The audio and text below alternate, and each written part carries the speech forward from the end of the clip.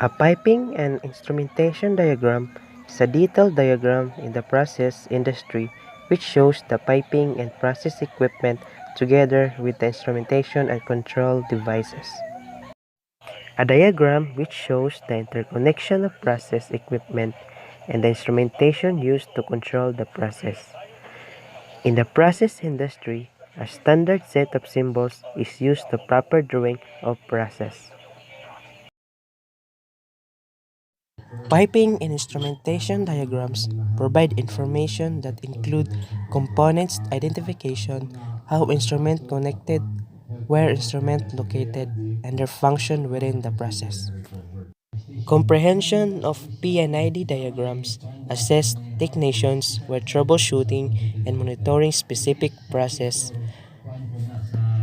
A heat exchanger to a piping and instrumentation diagram illustrate the symbols function within a process. Steam is conveyed through a pipe into cell enclosure that acts in a heat exchanger. As the water passes through the heat exchanger, the temperature of the water is elevated. To read the control loop, the series of steps are performed.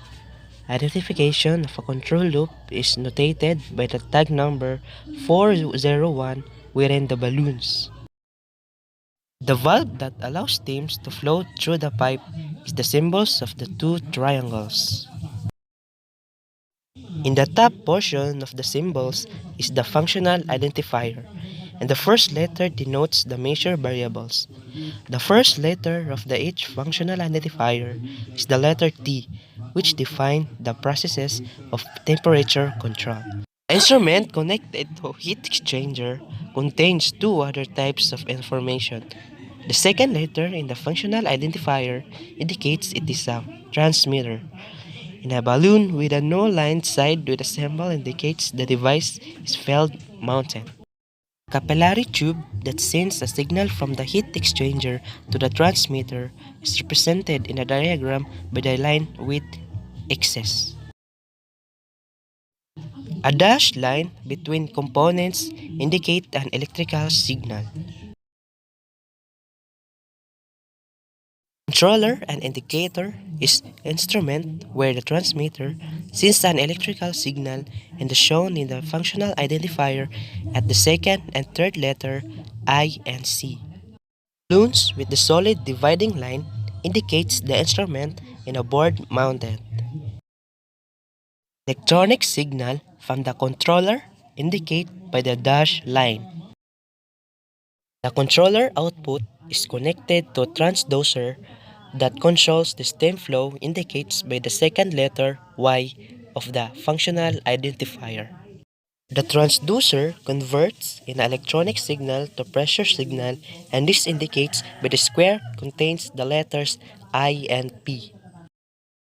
A line with diagonal marks designated a pneumatic connection.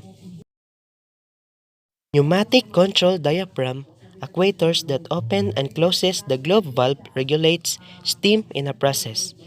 The actuator is represented by the half circle in the P and ID. The arrow pointed downwards from the equator indicates a fail closed valve type.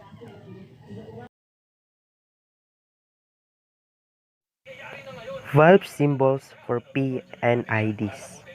The generic symbols for a two-way valve is two triangles pointing to each other with tip of inner points touching. And the pipelines are represented by the lines connecting to each side of the valve symbols. Various types of lines are used to represent different pipes, tubes, and hoses.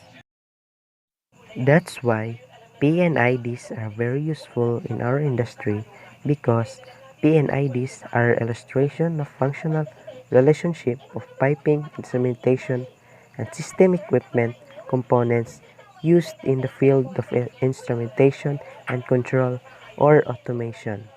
They are typically created by engineers who are designing a manufacturing process or a physical plant.